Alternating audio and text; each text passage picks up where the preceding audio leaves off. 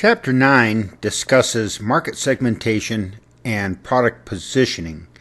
These are probably two of the most important topics that we will discuss in the Principles of Marketing class. And so if you've read this chapter and casually read it, my recommendation to you is to first go back and read it very carefully. Market segmentation and positioning are two of the most important ideas. So let's start with market segmentation. In the 60 years since Wendell Smith first pioneered the idea of marketing content, it's become one of the most dominant concepts in marketing. It's something that every business should be exposed to. And what we're going to talk about is the definition, the history, the basis for segmentation, approaches to segmentation, and then we'll look at an example of using different approaches to segmentation. What is marketing segmentation? Segmentation is defined as the process of disaggregating or aggregating prospective buyers into homogeneous groups of demand. That is, either starting with a giant market of people and breaking them into groups, or starting with one individual and then another individual and then another individual and aggregating them into groups. So either it's a bottom-up or a top-down approach, but at the end of the day, the goal in segmentation is to end up with homogeneous groups of demand. So what does homogeneous groups of demand mean? Well, it means that groups that have similar wants and needs. And of course, then this similarity in wants and needs should result in similarities in brands considered and purchased. Once again, segmentation is not simply breaking customers into groups. It is breaking customers into groups in a very specific way. That is, breaking customers into homogeneous groups of demand. People with similar wants and needs. It's really based on the idea of viewing a larger heterogeneous market as a number of smaller homogeneous markets. And so it's based on this idea that if we take something like the market for fast food, it's made up of consumers who want all kinds of different things when they look for a fast food restaurant. They don't all want the same thing. Many want different things. For each group or segment, then, can be the idea that each group or segment then can be marketed to in a particular way in terms of the products offered, the communication strategy, the distribution strategy, and the pricing strategy. Well, as I said earlier, marketing segmentation was first described in the mid-50s, but it really caught hold in the 60s and 70s when it really became a means for companies to expand the sales of their products. And it's moved on and on since then. And so now in modern time, you go to the grocery store and you look at, something like spaghetti sauce. There are 20 different brands of spaghetti sauce, and within each brand there's probably 5 or 6 different offerings. And so at the end of the day, you might go to the grocery store and see 75 different product offerings just in the spaghetti sauce business. That's all due to the fact that people want to differentiate their products based on different wants and needs in the marketplace. Now, one of the questions about segmentation is, well, Jack, segmentation is great. We're going to break the market down into homogeneous groups of demand, but that's not the only way to do business. And the argument has been made that there are, in fact, 3 types of markets. Mass markets, where everybody wants the same thing. Individual markets, or diffuse markets, where everybody wants something different. And then segmented markets, where people will have groups of people will have similar wants and needs.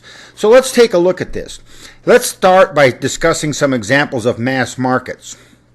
Can you give me an example of a market where everybody wants the same thing? Now, this would have to be a market that would be relatively simple and relatively straightforward. So let's think about this for a second. How about water, the market for water? Well, there's all kinds of water, right? There's purified water, there's spring water, there is water that has added electrolytes or vitamins in it. There are all kinds of different waters. And we know that every water is not the same and that people don't want the same things in waters because someone's willing to pay $4 for a bottle of water. And you and I both know that you can walk to the water fountain and get that same water for free. So water's not a good example. Let's come up with something maybe simpler. How about pencils? Well, no, not really, right? Because there's mechanical pencils, there's regular pencils, there's colored pencils, there's pencils with different lead hardness in them. There's number 2 pencils, number 3 pencils, number 4 pencils. So pencils doesn't work. Well, let's go to the other end of the spectrum for a second. Let's look at individual markets where everybody wants something different. This would have to be something that's a very customized market. How about housing? Well, no, housing's not a good example because there are lots and lots of tract homes. And in fact, here in Las Vegas, you'll notice that some home builders build the same homes over and over and over again in different locations in the city. How about something like an automobile? Well, no, obviously not, because many autos are built exactly the same, and many people want the same kinds of autos. As a matter of fact, last year, the Ford Motor Company sold over 500,000 F-150 pickup trucks. All right, so here's the problem. The problem is there are virtually no mass markets and there are virtually no individual markets, and that almost every market is segmented, and that's why the notion of segmentation is so important. Now, the idea here is that segments lead to target markets, and those target markets then lead to marketing programs.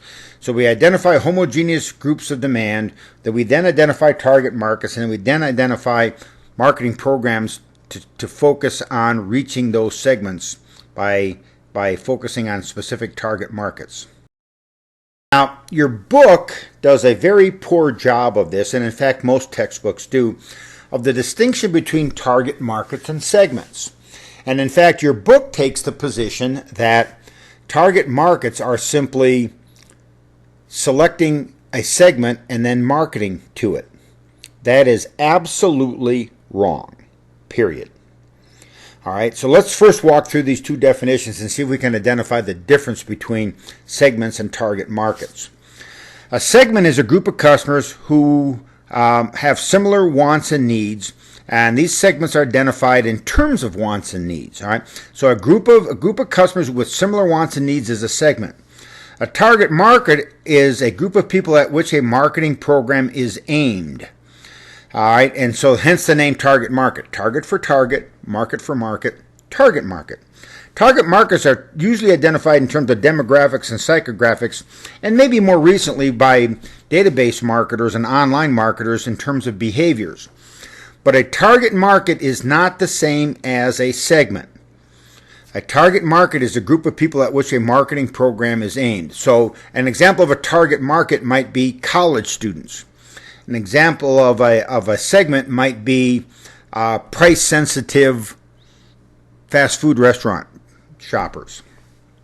They're very different in terms of how they're put together, and they're very different in terms of how we use them. As an example, there are virtually no segments that are demographic in nature. If a segment is demographic in nature, it means that everybody in that particular demographic group would have similar wants and needs. And I personally can't come up with any examples of this, but I'll show you the difference between this a little later on in a future lecture. The bottom line is you can't be everything to everybody, and you can't appeal to everyone. And the solution then is to identify groups of customers with specific similar wants and needs and focus on satisfying them. That is, to segment markets and then design specific marketing offerings to reach each of those segments. So why use segmentation? Well, simply put, segmentation allows marketers to adapt their marketing programs to the diversity that they find in the marketplace. Think about fast food restaurant goers. Some people are very interested in fast food restaurants. They're interested in the fast in fast food restaurants. Others might be very price sensitive. Others might be interested in something completely different in a fast food restaurant. But the bottom line is that I have to make sure that I have focused on a particular segment and that I have a product offering that meets their wants and needs. Here's an example. So I have segments 1, 2, 3, and 4 here, and these could be any kind of segments that you would like. And the product offerings I have on the right-hand side here are different kinds of SUVs from Chevrolet. The Chevrolet Spark SUV, the Chevrolet Equinox, and the Chevrolet Traverse. And so the argument here is that Chevrolet has different kinds of SUVs because there are different segments. And so one product is geared towards a segment, and in terms of the Equinox, maybe there are 2 or 3 segments that they try to reach with that same particular product, and then maybe there's another segment that's the focus of the Chevrolet Traverse. This is the idea of matching product offerings or to specific segments. This is the idea of taking advantage of the diversity in the marketplace in terms of wants and needs and producing goods and services that best meet those wants and needs.